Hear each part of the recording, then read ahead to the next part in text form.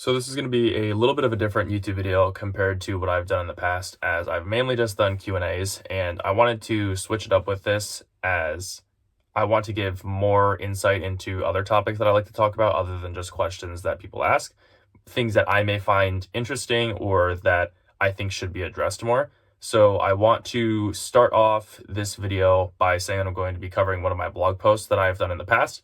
So if you would like to read that, you can go to maxgetsfitness.wordpress.com. I have a bunch of blogs on there. I've posted one every single week for over a year now. And so there's plenty of things that you can read through if you would like information on pretty much anything within fitness: hydration, creatine, so any supplementation, sleep, stress, alcohol.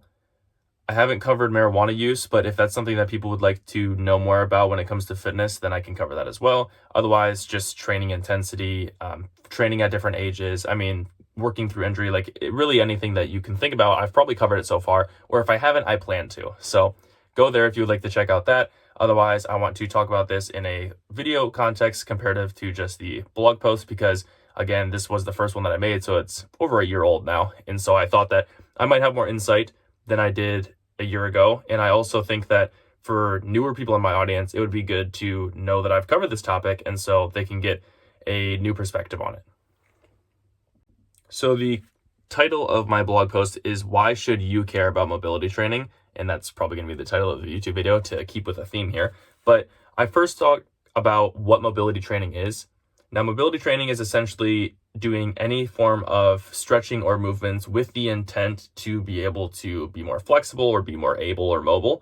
Now, I think that this within practice is very good. However, I think that more often than not, people aren't necessarily looking to be more flexible, or in the capacity of like being able to move my shoulder above my head and then maybe press down here and then like get more flexible in that way. That's not really what people are looking for. They're more likely to be looking for ability training, which is the ability to use their body as they like, whether that be to pick up a box or to pick up one of their kids, grandkids, etc., to be able to throw a ball with someone, to be able to go swimming, to be able to get in and out of bed without pain. That's probably what people are looking for more often than not, either due to the fact that they've seen other people going through it, or they themselves have gone through pain in one of these scenarios. And so I think that ability training is likely what more people are looking for, and so that's kind of what I want to talk about. Now, as my own personal anecdote for this year, I have suffered with back pain since I was in high school. I was a sophomore in high school, and I was doing a lot of long jump and hurdling when it came to track and field. I was also on the football team, so that's a lot of impact on your spine, and so I had low back pain. Now, I didn't exactly pinpoint what the specific cause of it was. It was likely a culmination of a lot of those things, coupled with, maybe poor sleeping habits, or like poor sleeping posture, because I always slept on my stomach with a pillow, which isn't really great for your spine. If you're someone who does that, maybe you want to look into not doing that, either by removing the pillow or as many pillows or sleeping in a different position.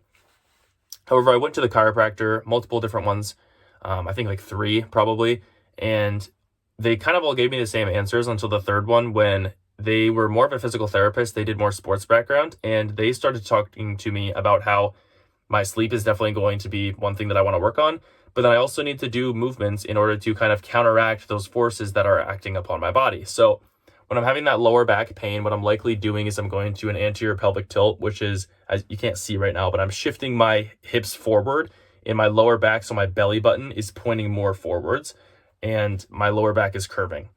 Now, a slight degree of curve is okay. However, if you have too much, that can probably cause the symptoms that I was having. And so when I'm sleeping in that posture for, 8 hours a night roughly, and I'm having my neck tilted back like that, and then because of that, my lower back is shifting into a position where it's going to be the one under a lot of stress. Now, then couple that, possibly natural posture for me now with these high impact sports, and also with, hurdling and long jump, which is also going to cause impact on my spine. No wonder I was having some shooting pains up and down my back, right?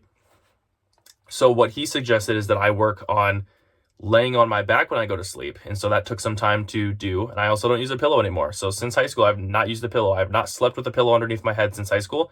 My back pain hasn't been bad since. I've had very few spurts where I have minor hiccups with it, but that's about it. And so I think that, for each person, there needs to be things that you can do, but I do exercises for it as well. And so with ability training, I wanted to bring up that story, as I've been someone that's gone through pain before with stuff like that. And so with movements that I've done and with, the sleep posture that I changed, I was able to work through my pain and get to the point where I have little to no pain for 365 days out of the year. So I think that the mobility training is great if you really want to do that. Maybe you want to learn how to do the splits or whatever else. But I think that for most people, mobility training is what they're looking for. Now, I've gone and talked enough about why mobility training might be better than, or ability training might be better than mobility training. What is going to be these movements that I can do, these magical movements, right? For each person, it's going to be completely different, depending on what ailments you have, right? So for you, it might look like doing a forward fold, so like a yoga pose, something like that. For another person, it might be the Stu McGill Big Three, which if you looked into that before, that's really great for backs. So for me, that's great. If you have something with your shoulder and that's causing issues, you might want to do some movements with that, either with a band, so with slight resistance or no resistance.